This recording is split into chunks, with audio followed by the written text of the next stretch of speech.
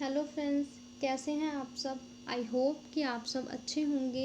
आज हम करने वाले हैं बिजनेस लॉ का next chapter, offer and acceptance. First, the meaning of an offer. An offer is a conditional proposal made by a buyer और a seller to buy और sell an assets. जो offer होता है वो generally conditional proposal होता है जो buyer और सेलर बनाते हैं किसी चीज़ को खरीदने के लिए या बेचने के लिए। Which becomes legally binding if accepted. अगर वो ऑफर एक्सेप्ट कर लेते हैं तो वो लीगल फॉर्म में बाइंड हो जाता है। Offer is made to a another person. जो जनरली ऑफर होता है वो दूसरे पर्सन के लिए होता है, खुद के लिए नहीं होता। Our next topic is legal rules for a valid offer. First, an offer may be express or implied. जो ऑफर होता है वो हमारा एक्सप्रेस फॉर्म में भी होता है और इम्प्लाइड फॉर्म में भी होता है।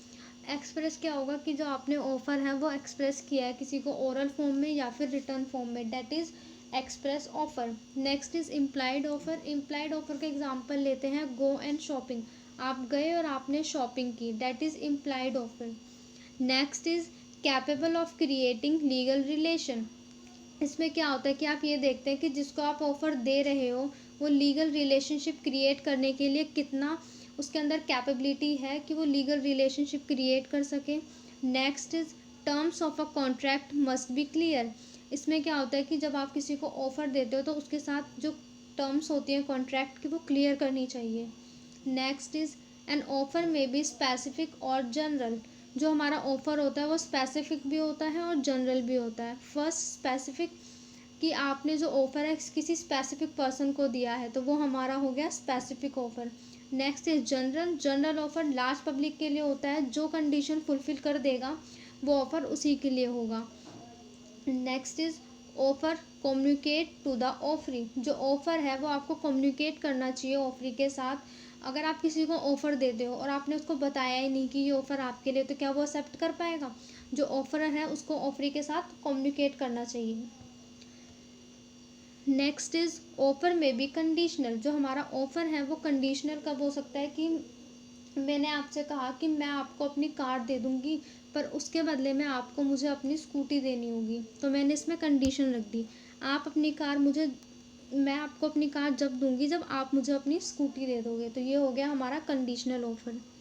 Next is an invitation to offer is not an offer. अगर आप किसी को इनविटेशन दे रहे हो तो वो आपका ऑफर नहीं होगा। Next is made with view of a obtaining asset. हम इसमें एग्ज़ाम्पल लेते हैं कि एक्स ने वाई से कहा कि वो अपना फ्लैट सेल कर देगा अगर आप उसको 6 लाख रुपए मिलेंगे। उसने वाई को ऑफ़र नहीं दिया है, वो सिर्फ अपना इंटेंशन डिक्लेयर कर रहा है उसके साथ कि अगर मैं अपना फ्लैट 6 लाख रुपए में दे देता हूँ तो वो वाई की देखना चाहता है कि वो कितना विलिंग है इस ऑफ़र के लिए, क्या वो एक्सेप्ट करेगा इस ऑफ़र को या नहीं। वो सिर्फ उसके असेंट लेना चाहता है कि वो उस ऑफ़र को एक्सेप्ट करेगा या रिजेक्ट करेगा। ये ऑफ़र उसको नहीं दिया गया है। Next is similarly the cross offer do not make का कॉन्ट्रैक्ट। जो सिमिलरली जो हमारा क्रॉस ऑफर होता है वो कॉन्ट्रैक्ट नहीं हो सकता, क्योंकि आप एक ऑफ़र को किसी दो पर्सन्स को नहीं दे सकते।